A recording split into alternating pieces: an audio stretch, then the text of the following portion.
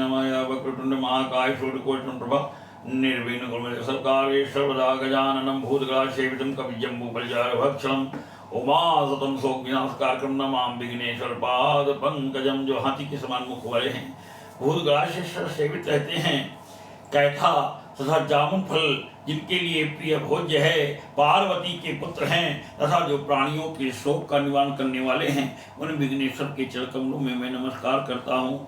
श्री मंगल मूर्ति गणेश जी को नमस्कार। रामचरितमानस में सुंदरकांड के अंतर्गत आज का प्रसंग है कथा। सुंदरकांड का आज समापन दिवस होगा और भक्तों से विनम्र निवेदन है, कथा को मन लगा के सुने, अपने कष्टों को भगवान से कहें। 11 दिन तो कम से कम कथा सुने और इसका फल अपने जीवन में प्राप्त होता हो देखें। मैं ज़्यादा कुछ बात नहीं करता हूँ। भगवान के चरणों में प्रीति होना ही सबसे ज़्यादा फलदायक होता है।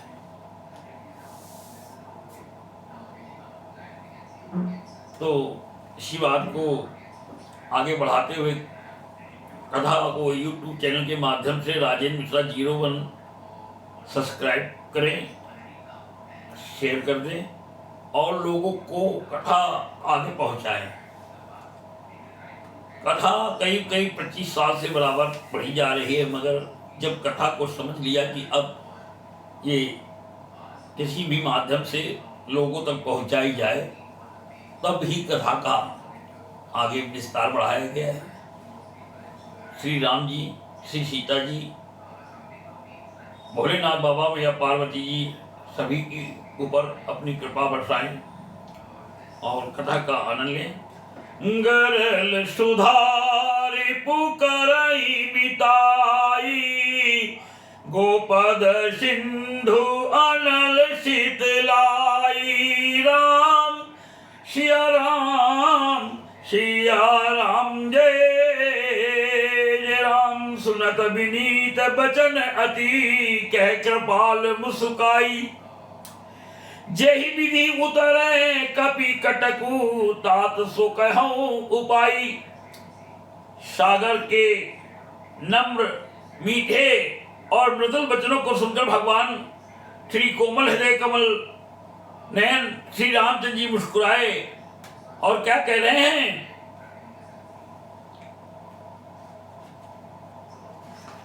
सागर से कह रहे हैं, समुद्र के अत्यंत विनीत वचन सुनकर कृपाल श्री राम जी ने मुस्कुराकर कहा, हे तात, जिस प्रकार वानरों की सेना पार उतर जाए वह उपाय बताओ। मंगल भवनय मंगलहारी, उमा सहित जही जपत पुरारी। राम सिया राम जय जय राम। समुद्र आना क्यों नहीं चाहता था? भगवान को बाण क्यों चढ़ाना पड़ा अपने धनुष पर? यह समुद्र अच्छी तरीके से जानता था कि भगवान ने अगर बाण चढ़ा लिया तो ये बाण वापस नहीं जाता है तर्कश में, और ये बाण चलाया ही जाता है। एक बार प्रभु क्रोध करके बाण तो चला लें, अब बाण प्रेरित करके नहीं भगवान राम ने चढ़ाया था, जिसके कारण समुद्र से कहा, अब ये बाण जो चढ़ा लिया है अभी वापस नहीं जाएगा। तो समुद्र अच्छी तरीके से जानता था इंद्रपुत्र जयंत, कौवे का हस्र तीनों लोकों में भागा घूमा, मगर वो बाण कहीं उनका पीछा नहीं छोड़ता है। आखिर में एक आंख का काना करके कौवे को छोड़ देता है। इस बात को अच्छी तरीके से समुद्र ही जानता था। इधर भी जानता था कि परशुराम जी ने भगवान राम पर संदेह किया था। तब भगवान राम ने उनका धनुष दिया और कहा, राम रमापति कर धन ले हूं, खैचो मोर मिटे संदेह।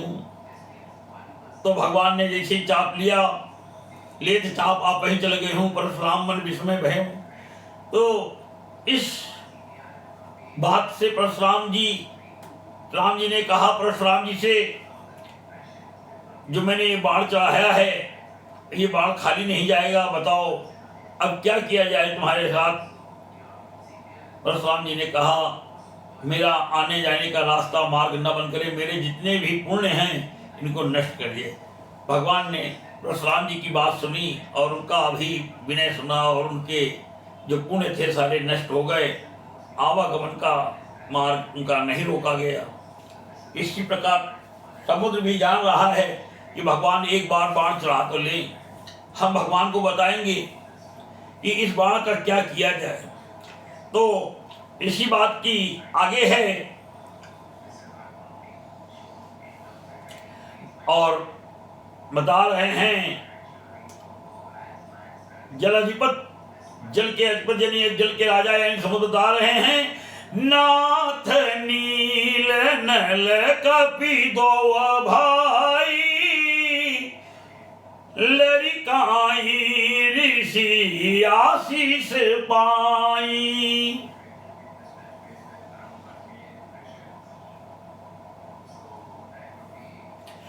तिनके परस किए गिरि भारे, तरिहै जलधि प्रताप तुम्हारे।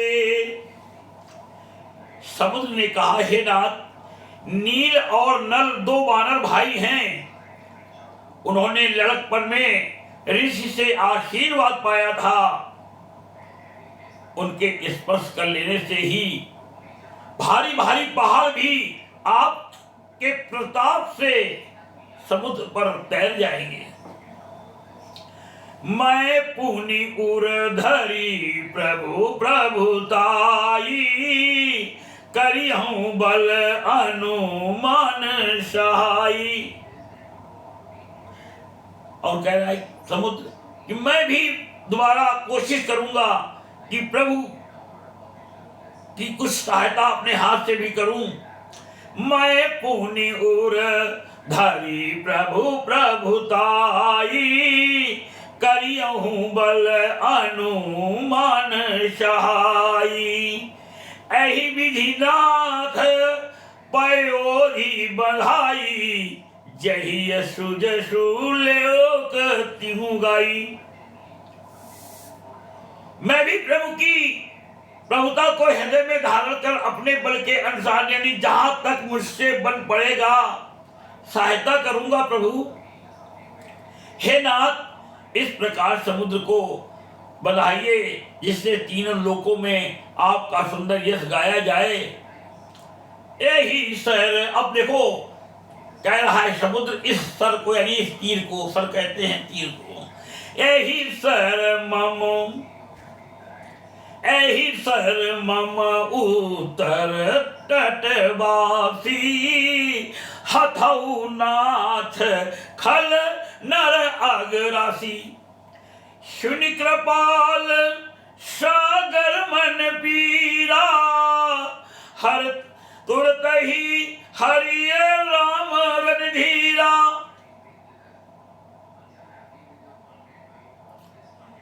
इस बार से मेरे उत्तर तट पर रहने वाले पाप के राशि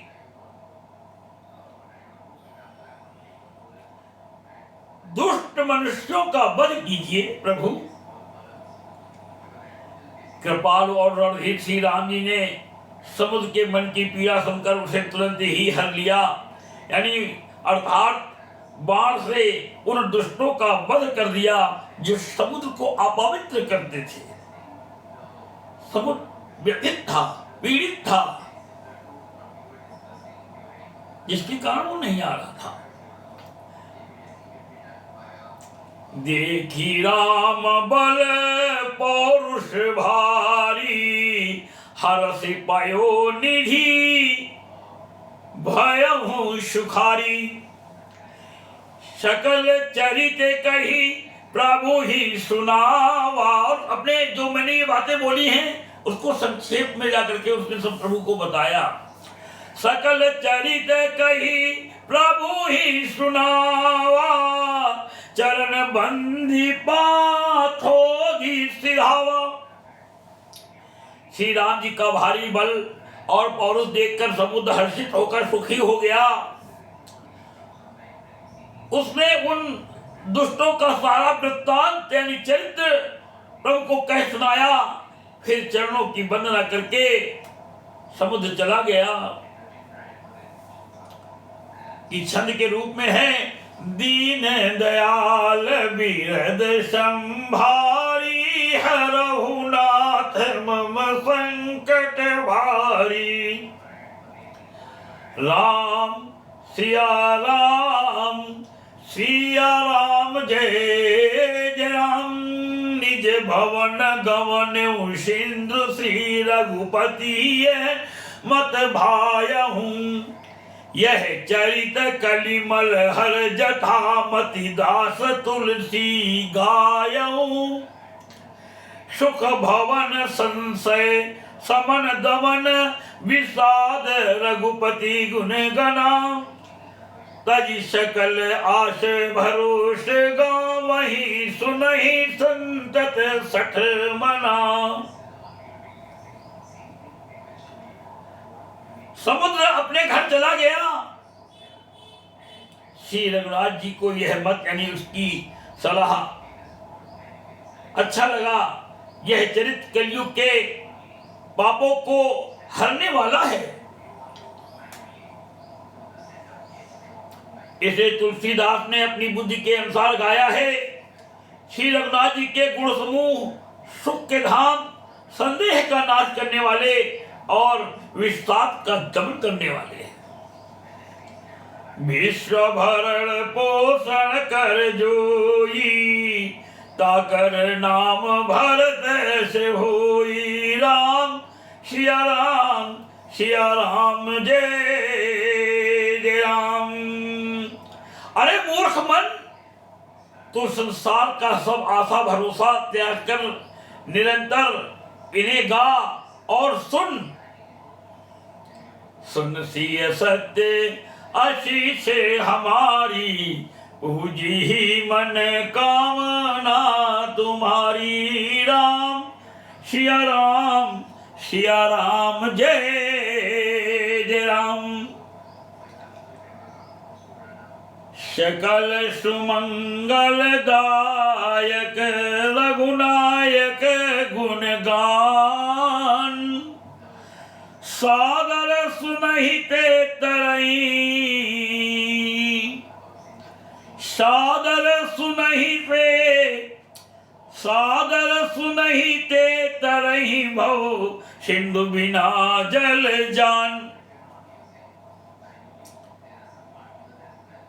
श्री रघुनाथ जी का गुणगान संपूर्ण सुंदर मंगलों का देने वाला है। जो इसे आदर सहित सुनेंगे वे बिना किसी जहाज यानी अन्य साधन के ही भवसागर को तर जाएंगे। कि सुन सिय सत्य आशीष हमारी, पूजी ही मन कामना तुम्हारी। राम सिया राम, सिया राम जय जय राम। एक बात मानस के माध्यम से कहेंगे, लोगों को समझाएंगे कि यदि आप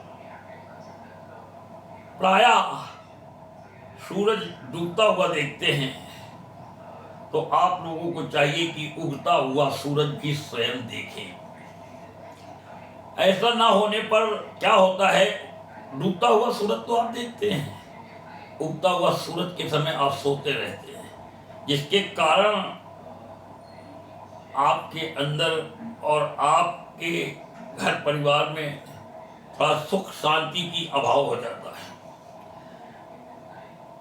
सूरज को उगता हुआ यानी कि करीब करीब 5 बजे के आसपास उठ जाएं, सूर्य उग जाए, उदय हो जाए और सूर्य उदय होते ही उसको प्रणाम कर फिर चाहे अपना नित्य क्रिया करने के बाद थोड़ा फिर आप दोबारा सो लें, मगर सूर्य उदय होता हुआ अपने जीवन में जरूर देखें।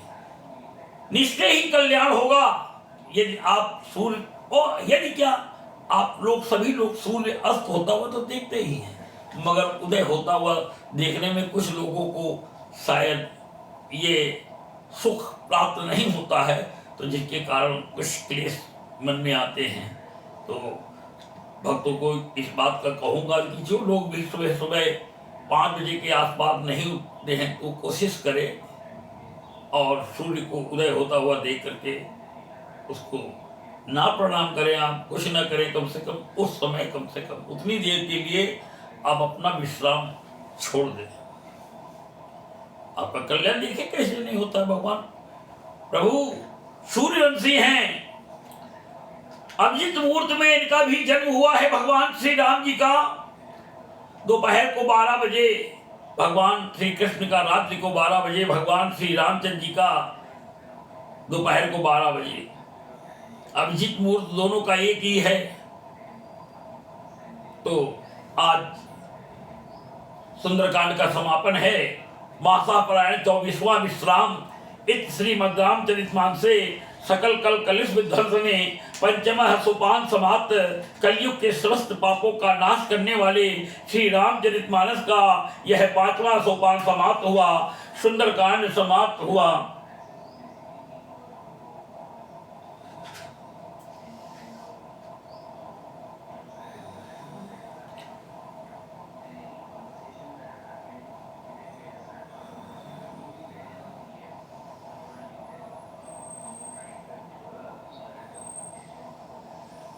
कि सुन सी सत्य शीस हमारी, पूजी मन कामना तुम्हारी। राम सिया राम, सिया राम जय जय। बोलो भगवान श्री रामचंद्र की जय।